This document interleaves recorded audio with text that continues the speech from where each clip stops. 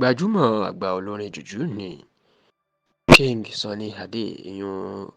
olóyè Sunday Adégẹyẹ tí gbogbo èèyàn mọ̀ sí KSA King Sunny Adé. Ó mà ti ṣe nǹkan tí ó jọ ọ̀pọ̀ èèyàn lójú táwọn èèyàn sì ń fi àdúrà ránṣẹ́ sí bàbá náà sí pẹ̀lú bó ṣe ṣàbẹ̀wò sí gbajúmọ̀ àgbà olórin fújì ni tó jẹ́ bàbá àti aṣíwájú fún gbogbo onífújì lásìkò yìí, ìyún Alhaji Abdulrasaq Kọ́láwọlé Ìlọ̀rí, ẹni tí ọ̀pọ̀ èèyàn mọ̀ sí Kollington Àyìnlá tàbí Kébé Nkwara ní ilé ẹ̀ lágbègbè Alágbàdo yẹn ní ìpínlẹ̀ Èkó nínú ọ̀sẹ̀ tá a wà yìí. Ẹ rántí pé gbogbo orí ẹ̀rọ ayélujára ni fídíò náà gbà táwọn èèyàn sì bẹ̀rẹ̀ sí ní sọ oríṣiríṣi ọ̀rọ̀ wúrí nípa King Sunny Adé nígbà tó ṣàbẹ̀wò sí Kollington Àyìnlá ní ilé ẹ̀ lálágbàdo tí wọ́n sì ya fídíò tó tún jọ sọ̀rọ̀. Ọ̀pọ̀ èèyàn ni ló ń sọ pé ìgbésẹ̀ tí King Sunny Adé gbé náà ìgbésẹ̀ dáadáa ni àti pé bó ṣe yẹ kí àwọn àgbà gidi kan máa ṣe nìyẹn. Bó tilẹ̀ jẹ́ pé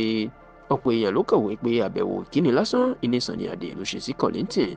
ṣùgbọ́n àwọn tó súnmọ́ Kollington táwọn náà wà níbi ìpàdé náà tí wọ́n fi àṣírí pamọ́ sí tẹlifíṣàn Yorùbá Tòótọ́ lọ́wọ́ jẹ́ kó di mọ̀ pé ìdí tí King Sunny Adé tó fi ṣàbẹ̀wò sí Kollington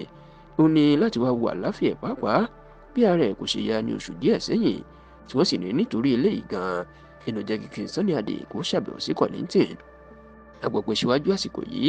King Sunny Adé ó ti ń bá Kollington sọ̀rọ̀ lórí fóònù, ṣùgbọ́n tó wòye pé kóun wá ṣàbẹ̀wò sí lójúkorojú kóun sì wo àlàáfíà fún rẹ̀ ní ilé ẹ̀ ní Alágbàdo. Yàtọ̀ sí eléyìí, a gbọ́ pé King Sunny Adé ó tún bá Kollington sọ̀rọ̀ lórí ipò tí ìlera ẹ̀ wà báyìí. Bẹ́ẹ̀ la gbọ́ pé tó jọ sọ̀rọ̀ nípa àwọn iṣẹ́ orin tó ti kọ pàápàá láwọn ọdún pípẹ́ nígbà tí òkìkí gbogbo wọn tó ń mì ìlú tìtì tí ìjà sì ń lọ lágbo ilé fújì pàápàá láàrin olóògbé Síkírù Àyìndé Barrister àti Kollington àti Ebenezer Obey àti King Sunny Adé. Gbogbo ilé ìlàgbọ́pọ̀ tó jọ sọ́ngbà náà tí wọ́n rántí ọjọ́ tó sì tún jọ sọ̀rọ̀ lórí oríṣi nǹkan tó ń lọ ní Nàìjíríà lásìkò yìí.